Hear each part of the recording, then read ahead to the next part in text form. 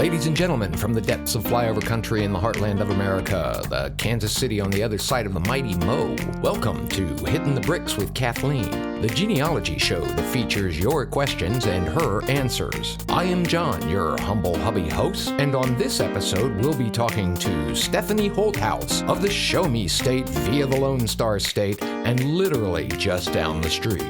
So, let's start hitting the bricks. Kathleen, today we are here with Stephanie Holthaus. And Stephanie actually is a neighbor, isn't she? Stephanie, you live just a few doors down and across the street. I'm really happy that some of the neighbors have asked to be on the podcast. Well, Stephanie, tell us a little bit about yourself. Oh, you want me to do that part? No, John was supposed to do that part, but that's okay. Stephanie, again, it's been over 10 minutes. It's our last one, and so I've completely forgotten my part. Stephanie has questions. I'm sure you guys have talked. We're looking at some Greece research. Yeah. That is correct. Oh, fun. I'm interested in some research about my grandfather, Peter Constantine Chepolas.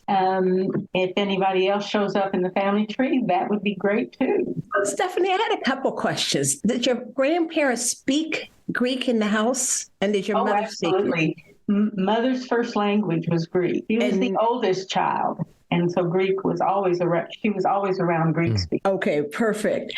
Stephanie, you too were raised in Texas. Is that correct? That is correct. And John, one of the podcasts that Stephanie commented on was the one about the Texas and the camels. Oh, that's right. that lovely little tidbit about how we imported camels for the first time on. That's right. Yeah, that is one of the topics that Texas students always learn because we get a full book a load of Texas history in elementary and junior high and high school. And I can tell you in Kansas, we did not learn about the camels. However, in our neighborhood in central Kansas, we did have camels in Nickerson, Kansas.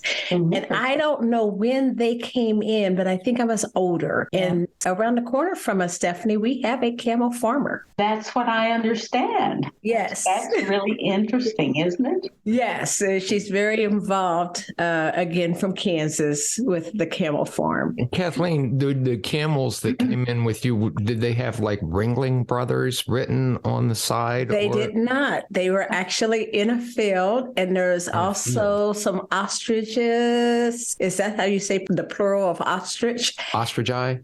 Ostrichi? No, I don't think so, John. And they had alpaca, I want to say, some alpaca. Yeah, sure. So anyway, John, we're going to talk a little bit today about Stephanie's two questions. Yes, I have a booklet that you gave me on notes. Because Stephanie was testing my... This is a multi-page notebook. Stephanie was testing me on what could I tell her about Greek research. And we've done quite a bit of Greek research at A3 Genealogy, and it has changed over the years. So I'm going to give her some hints. Her first question was, is there a way for her to learn her maternal... Okay, let's try it again. One more time. Stephanie, what is your first question? It's been so long, I forgot. No, how do I go about learning where and when my grandfather was born and the circumstances under which he immigrated, probably in 1895? If I'm correct. That is correct. So that was one of her questions. And the second question we're going to also address is to talk about her DNA cousin match. He is of Turkish descent.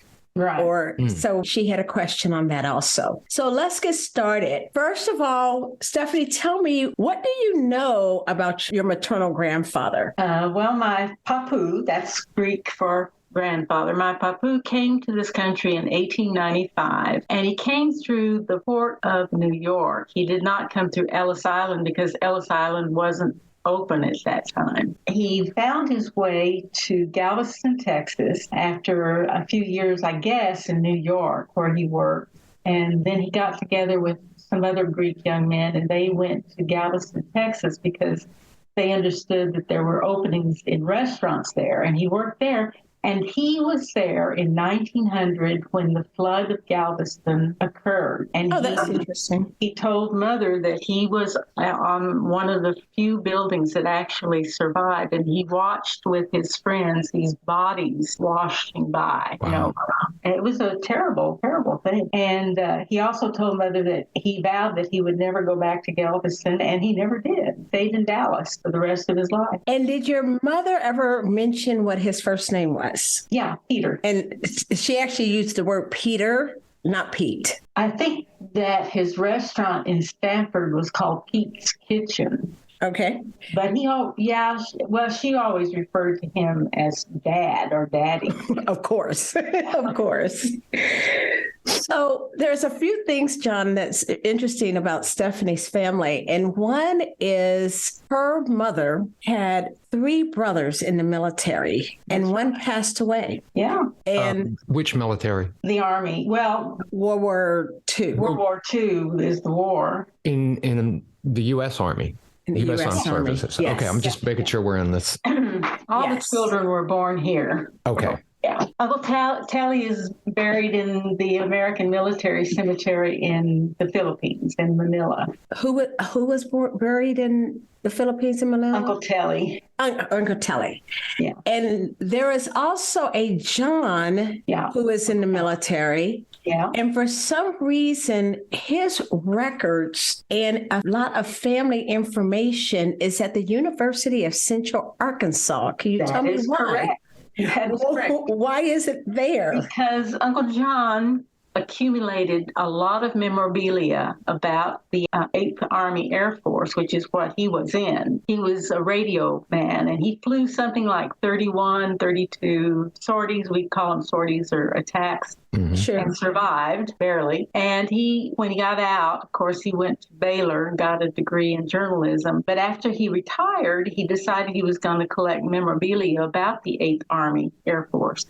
And he accumulated all of these things. So he had to have a place to store them. And the university in Central Arkansas said that they would give him a room, and they did. And he's got all these boxes. When he died in 2019, 4 years ago, the family tried to give some of the things to Central Arkansas, and they said, "Oh, please, no, we're out of room. We can't take any more." So we had to figure out something else to do with those books and papers, but we did. So one of my questions is, have you actually been able to go through that collection? No, I haven't. And there's one or two or several letters that he wrote to your mother. Yeah. I'm sure. And I can see quite a few on their catalog. So I am going to suggest also that you can look at that and see if maybe he didn't get some information from his parents that might even give us some more hints than what I'm going to mention in a few minutes. That was a long way around, John, me talking about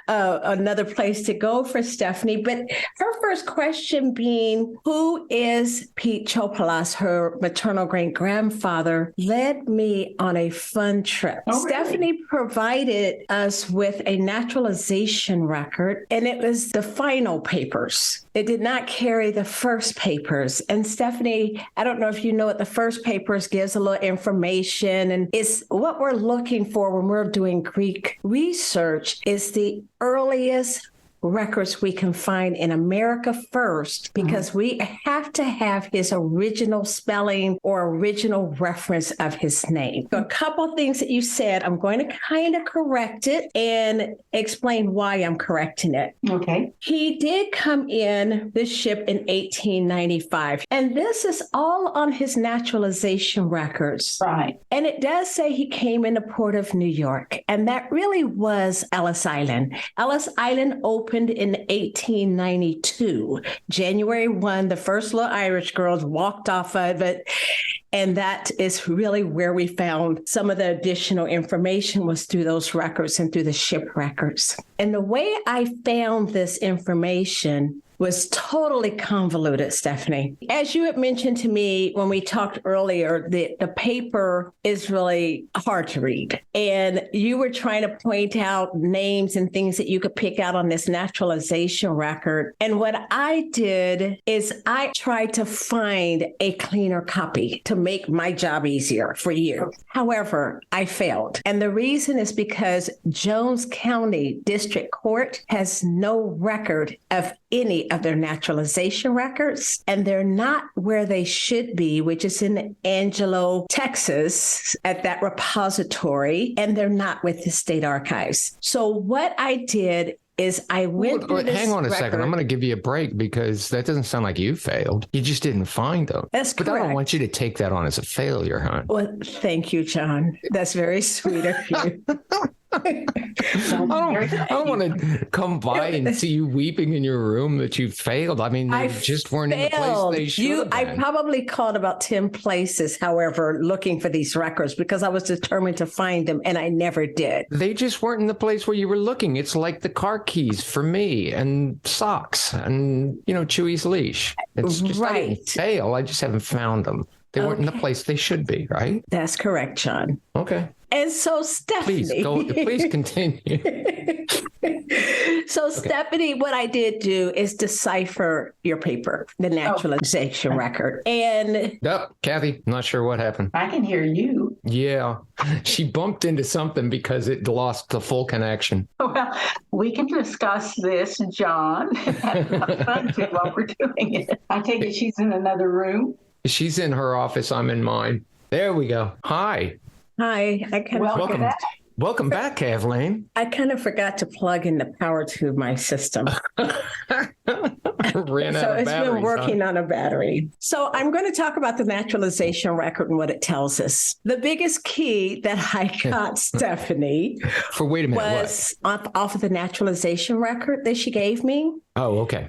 Was both the date he came into New York and the line he came in on. Yeah. And from that, I could trace him to being on a ship manifest. Right. And it is actually him. His name is Panayoti Chopelas. Panayoti, is that how you pronounce it in Greek?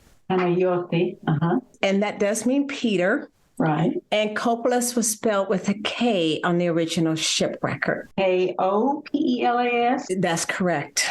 Chopelas, huh? Yep, Chopelas. So that is where we found him using the October 31st, 1895 ship date that was on his naturalization. And he even told us he came in on the Fabre Ligne, which is a French line, actually. Supposedly he stopped in Marseille, France, and also maybe Italy. That information is online. And I used Stephen Morse's ship records, M-O-R-S-E, and then you use it in conjunction with other ship records. I used the one at the Ellis Island website, but I believe the same is at Ancestry.com. And I was able to find him using that date. So I said that was the biggest key. He said that his destination was Lowell. Lowell. Massachusetts. Exactly. That's why I was so excited to find it, because I had already found some other Chopelas in Massachusetts. Yeah. And they all do seem related. Yeah. And it seems like he might have had he had two other brothers that are Christos and George. And there are quite a few families there. And so when we find them all in Massachusetts, except he disappears, as he tells us on his naturalization record, he doesn't stay there. He goes to Texas, as mentioned, and sets up business. In general, his records all say Pete, not Peter. Okay. And that's what I don't know, because I do not have where he would have made his legal name change would have shown up on the paperwork that I was looking for. But what did come up was his mother and father's name.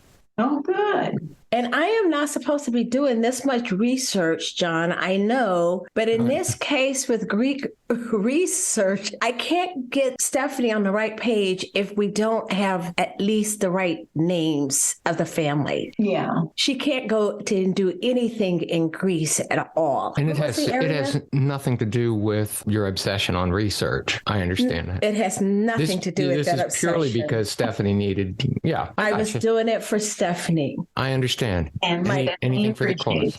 And so, Stephanie, you did mention that your mother had these uncles, but you didn't remember the names. Is that correct? Well, the only uncle that we knew of was Uncle Spiro, but he was a Vitsuris. He was grandmother's brother. Oh, okay. Okay. So these Chopelas stayed in Lowell, and in Lowell is a Trinity Orthodox church. Okay. But guess what's also in Dallas? And guess who married your grandparents? I have no idea. The Greek Orthodox Church. Well, yeah. And it's also Trinity. Right. And they had their second biggest branch. Actually, one of them was in Louisiana who married them. He came up to Dallas and married them, Father Valentina. And then they were very active in the Hellenic community right there in Dallas. And so by following that migration path, I was able to get quite a bit of information. The interesting part about it is that I failed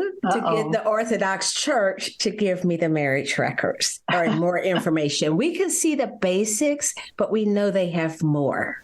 But the parents' names were found through the brother of Pete, Christus. Yeah. His marriage record name, Ephrosina Mazzara. And Stephanie, know that you will get all of my notes. I will write it up for you. Thank you. But it's Ephrosina Mazzara and Anastasio Chopelas.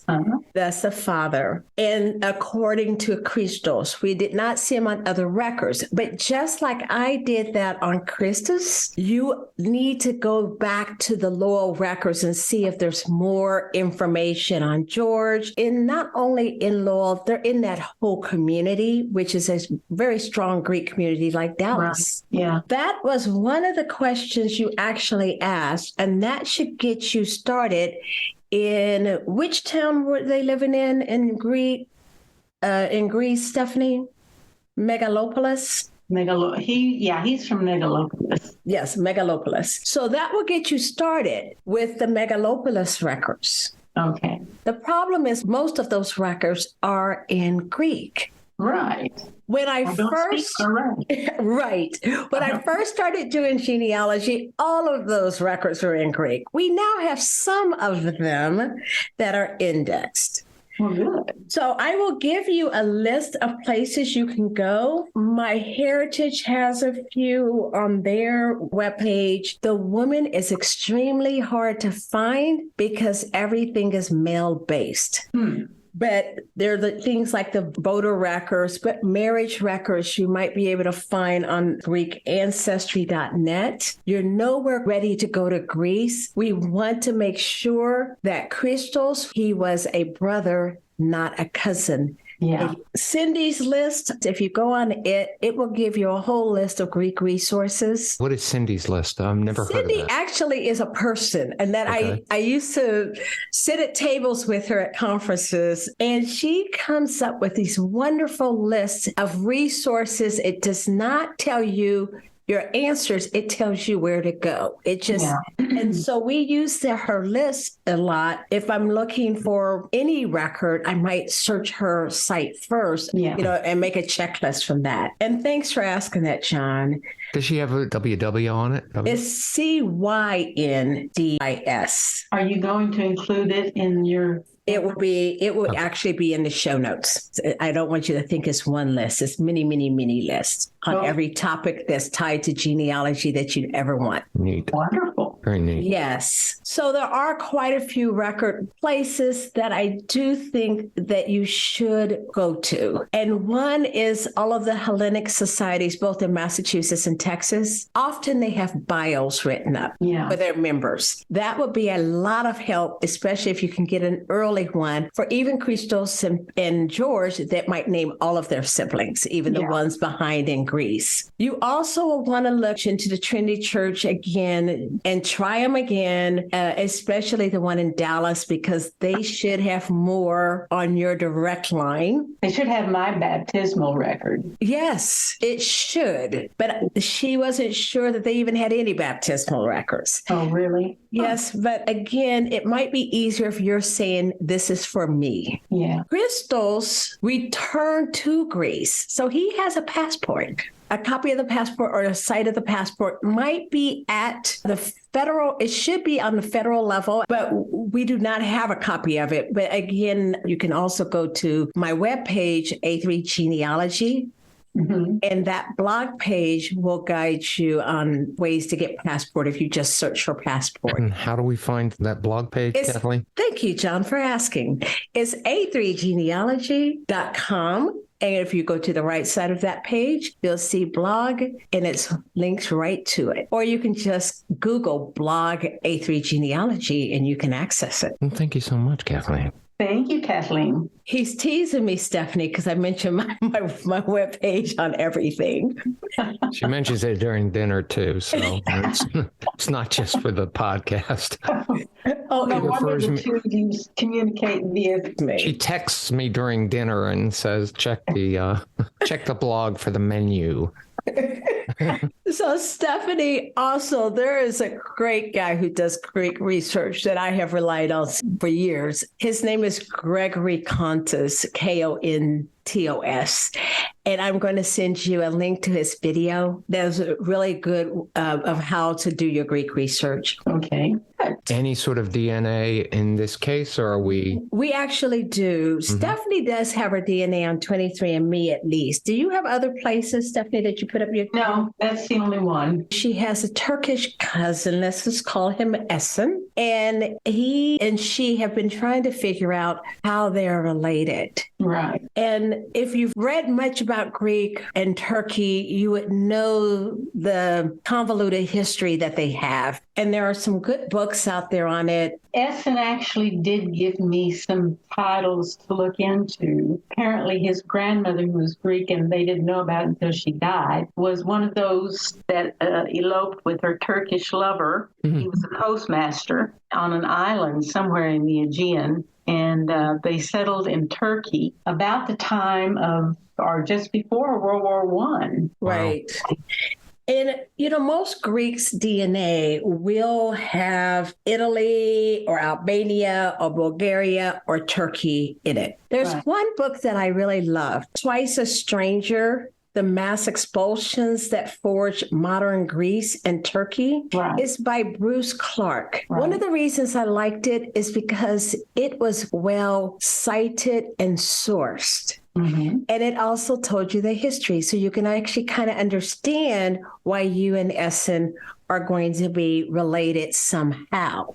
Right. Unfortunately, using your DNA, it is 5 generations, which means that you are looking for the most recent common ancestor being a 3rd great grandparent. Yeah. In this case, we've only gone back 1 great grandparent. So you would have to flesh out your history and his family. Right. Yeah. The other way to do it is using all the other DNA matches. Uh-huh. That would make me excited until I saw yours that had very few, if any, Greek matches. You and Essen do not match on the haplogroups, of course. That tells me that it's not his mother, your mother aren't directly related, but also not on the X chromosome. So at this point, we take those span charts of DNA, the one that's a half circle, fill it out on both you and he as far as you can, And then there are a lot of the people that you can just delete. You can delete your entire father's side. We can delete everyone who's on the same X for right now. And through the process of elimination, you can determine a little bit more and then wait for more DNA matches to come up. Okay. And according to the Greek records and the Greek archives, they don't have enough archival records at this point where you really can go 5 generations back. They're pretty much only 4 generations back. I see. Okay. Well, that's interesting. But I still want you to build out your tree, Stephanie, just because I think all people should have their trees built out. And oh, sure. It has nothing to do with anything else. It's just feeding my needs. It's just that you want us all to be researchers just like you. Add into it. Just put a little bit in there. So what I have left is looking again for the Declaration of Intention following the Lowell, Massachusetts family, checking the Orthodox Church records, not only in Dallas and Lowell. You may have to also look at Louisiana with Father Ferrantino, I believe, because he did come to Dallas and he was going back and forth and helped establish the Dallas Hellenic Society and the groups there. So, and he might have those earlier records when your grandparents got married, and that might be why they can't find them in the Dallas Orthodox Church. So those are just a few places, John, that I had for Stephanie as far as for her to go to further. Stephanie, what questions do you have for me? Considering what little information I had on that side of the family, you've done a tremendous job in helping me go forward, I think, with your suggestions. I'll just wait on your notes. You won't get it till Sunday. I'll be down the street knocking on your door. Yeah, that won't yield very good results because you're just going to have me and the dog. And I have nothing to do with the nuts and bolts of this stuff. I'm basically a button pusher. Then I'll wait for Kathleen to come home. And yeah, you don't normally have to wait too long because I promise you she can't put stuff down. Are you sure about that? Yeah, I'm sure about that. Well, I was going to cook you dinner, but yeah. Looks like me and the dog are going to be sharing a bowl again. So again. I think that's a wrap up, as John would say. Yep. That's wonderful. Again. Thank you, Kathleen and John. It has been a wonderful time being with you. Great. Well, thank you. Thanks so much, Steph. We'll see you around the neighborhood. Give Festus a pat and Kurt a hello. I will do that. Thank you. Okay. Thanks Bye-bye. a lot. Bye-bye. Bye-bye. Stephanie did not mention in her intro that she actually has been a volunteer for the National Archives Kansas City branch for years as a transcriber and working with the older records. Oh, that's fantastic. And that's a volunteer work? It's volunteer work. I have done some too also there. John, did you not know that? No, I don't pay attention to a lot of things. But I think it's remarkable that Stephanie did it. Wow. I have no words to say. That's just you making an excuse to be involved or hang out with a bunch of dusty books. Well, that's true too, and it was a lot of fun. Why don't we close down and let's have some lunch or something? Sounds great. Well, congratulations. You've made it to the end of another episode. Thanks so much for staying. Thanks to Stephanie for spending some time with us. Thanks to Chewy Chewbacca Brandt, our part-time printer technician and full-time monkey dog, for his unwavering lack of interest in anything we're doing. The theme song for Hittin the Bricks was written and performed by Tony Fistknuckle and the Hookworms. Watch for their next appearance at midnight in the Garden of Good and Evil. You can find us on Apple, Spotify, and of course Buzzsprout. We'd love to hear what you think about the podcast, so stop by our Facebook page at Hittin the Bricks and let us know.